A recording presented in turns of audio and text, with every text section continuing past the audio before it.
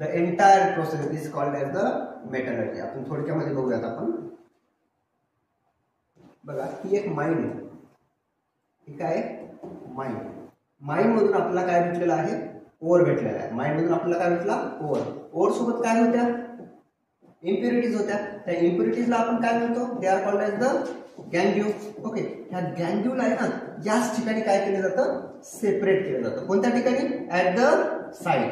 मग जो ओर आहे याच्यापासून आपल्याला काय भेटलं, आता ओर पासून काय भेटलं आपल्याला, मिनरल भेटला.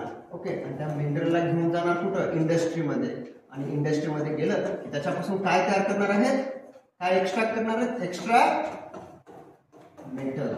ओके, आता एक्स्ट्रॅक्ट मेटल केलं मग त्याला काय करणार आहेत, प्युअर स्टेट मध्ये कन्वर्ट करणार आहेत. आणि दॅट इज द ऑल. हे जे सगळं चाललंय ना याला म्हणायचं मेटलर्जी.